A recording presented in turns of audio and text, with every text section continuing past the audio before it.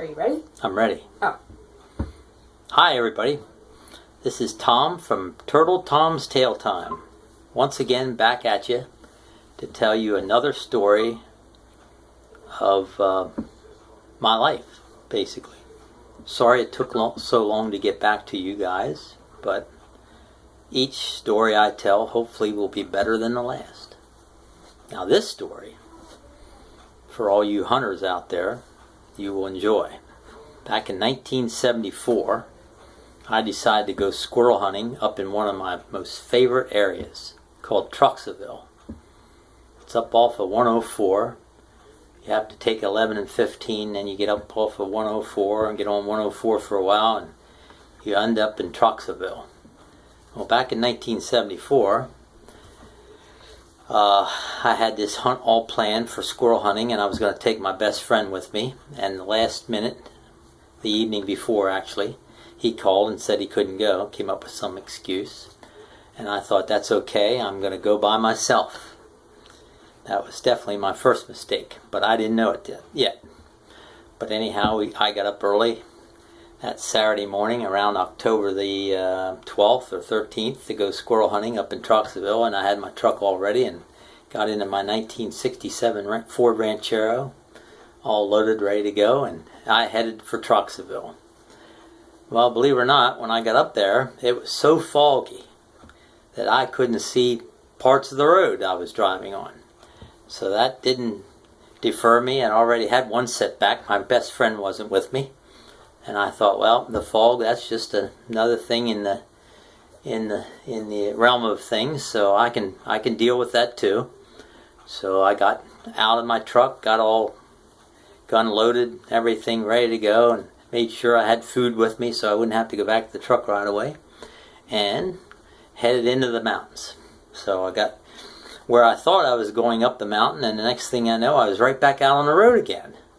I thought, how in the heck did that happen? Well, I decided to try again, so this time I decided to walk a little straighter, and lo and behold, I got up the side of the mountain. I got right almost to the top of the mountain. I thought, well, this looks like a very good spot to be. So I sat down, I was watching, and the sun came up, and it was just a gorgeous day. The fog lifted, everything was beautiful, and the first thing I saw was a couple deer walk by. And the next thing I saw was a couple turkey, and I thought, wow, this is like a hunter's paradise. Everything's in here. And I did see a couple squirrels, heard some chattering, pretty far away. And, it got to be about 10 o'clock, and I was feeling kind of hungry, and I thought, well, I'll eat one of my sandwiches that I was going to save for lunch. So I had a sandwich to eat. And actually, I got a little sleepy, so I thought, well, man, who knows, what the heck, nothing going on, it was just a gorgeous day. I thought, well, I'll take a little nap. Well, I was laying there against this big tree, taking a little nap. Got to be about an hour or so, maybe an hour and a half into my nap, and all of a sudden I hear this crashing and carrying on. I thought, what the heck? What hunter in their right mind be making all that kind of noise coming up over the top of the mountain, down the other side, close, coming towards me? I thought, I'm going to give him a piece of my mind.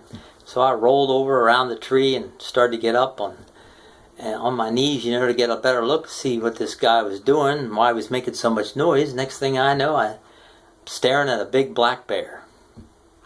Well, I thought all the problems, all the trouble I had getting into this spot, I'm going to stay, no matter what. And no bear is going to chase me out. So I decided to climb a tree, and I'm looking for a nice good-sized tree to climb. Next thing I know, this bear must have read my mind, because he's going up this huge tree, all fours, off the ground, up about 4 or 5 feet onto this tree, and he literally, with 3 of his paws dug into this tree, left go with the one paw to the right, and he started tearing the bark off, eating these bugs and beetles and whatever else he could find under this bark. And I thought, well, climbing the trees definitely out of mine. That's not going to be the idea I'm going to do next. So I thought, well, maybe if I back up a little bit and get out of his way, he'll go, on his own, and down over the mountain he'll go by himself.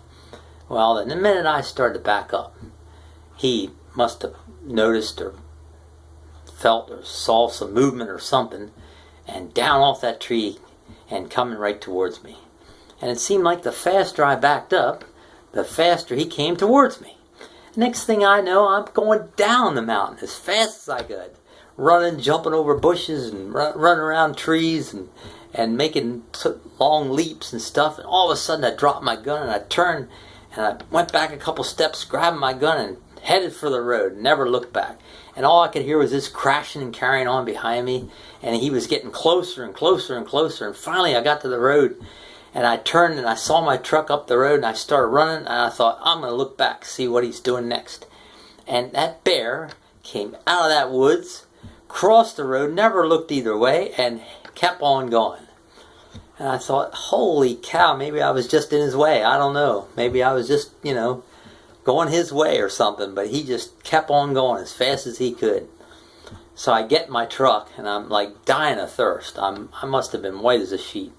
Because I drove down into Troxaville, and there was this little, five dime store, and I thought, man, I'll go in there and get something to drink. And when I walked in that store, those people just took one look at me, and I think they knew. And I started saying, a bear chased me, a bear chased me. They started to laugh, and I said, I need something to drink. And one guy said, man, you're as white as a sheet. He said, it must have been the same bear that had somebody treed 2 weeks ago. He must be chasing all you hunters out of that mountain. So I said, yeah. I couldn't believe it. I outran this bear, and I was all by myself, So that taught me a lesson.